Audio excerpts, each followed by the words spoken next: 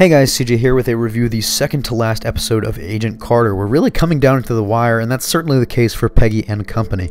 So this episode, of course, saw Peggy in custody after the events of last week's show, which provided us what became my favorite scene in this one, which was the interrogation efforts by the three main men of the SSR, Dooley, Thompson, and Sousa, and their different techniques. Just the editing in that scene really highlighted all of the actors, their methods, and of course the characters in a really cool and unique way that I just loved. I mean, you see Dooley kind of playing, from a perspective of a spy that's been around. He's pulling rank a little bit. He's just saying he's impressed. You see Sousa getting hot because he feels betrayed. You see Thompson, of course, humbled by the experiences in Russia, trying to kind of reason with her, telling her to confess because he doesn't want to have to do what Dooley's going to ask him to do. And it was just a really unique way of presenting that familiar scenario that it's just one of these things that endears me to the show more and more every episode. Peggy, of course, would be quickly joined by Jarvis, who attempted to secure her release with a forged confession from Howard Stark, which of course misfired, ending up with them both trapped inside SSR headquarters. These scenes highlight the biggest thing I'm going to miss from this series, which is the chemistry between Haley Atwell and James D'Arcy as Peggy and Jarvis. Their scenes together, especially in this episode, cracked me up more than anything, specifically the one where they're trapped inside this interrogation room, and they're attempting to throw the table they're handcuffed to through the one-way mirror, and I was just in tears laughing so much. I think that scene's probably going to be all over the web, so go check that out when you get the chance. Tasked by the chief, Thompson, Sousa, and a nameless SSR agent went to track Dottie and very nearly got her. It's good to see that Thompson has changed so much over the course of the show. Chad Michael Murray is really displaying a range here that I didn't know he had. Enver Jokaj is no slouch here as well, either as Sousa, and I just butchered his name. I am sorry. And while I got maybe the best shot at Dottie and failed to kill her, I'm glad he didn't bite the dust, and my money is still on him being Peggy's husband.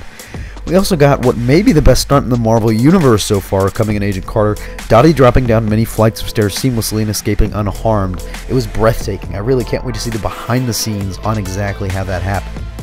Meanwhile, the secretly evil Russian doctor slash psychic continued to wreak havoc behind the scenes as we got a closer look into his origin and found out that he was in fact a psychic, as previously mentioned.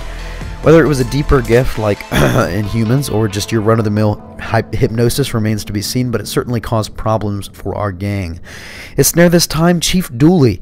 We finally got to see more background into Dooley and his personal life and his struggles at home. All of this humanized him for the audience, which is all the more unfortunate because it is he who would pay the ultimate price in this episode, sacrificing himself to save the rest of the SSR crew, but not before giving Peggy the ultimate acknowledgement she so much deserved. Go get these sons of bitches.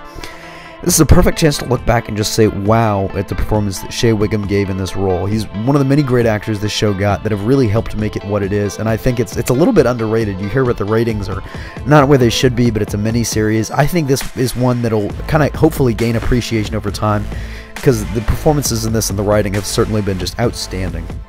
By the end of this episode, Dottie and the Doctor have linked up and are wreaking havoc on innocent moviegoers with Peggy and Jarvis on their tail. By the end of this episode, it was non-stop action, and the next episode promises to be even more of that, with an explosive and pulse-pounding finale, according to, of course, all of the promo stuff you're going to hear. And one that comes way too soon. This show has gone way too soon. I don't want it to end. It's just been so good. Like, the thing is, Agents of S.H.I.E.L.D. started so slow. Carter didn't start as slow. Carter actually has been consistently good, pretty much. It just makes me wonder how could Agents of S.H.I.E.L.D. really kind of change? Like, how could Agents of S.H.I.E.L.D., how could Agent Carter kind of follow in his footsteps and get even better over time? So let me know your thoughts on this penultimate episode in the comments below. Signing off, this is CJ, and I'll see you next time.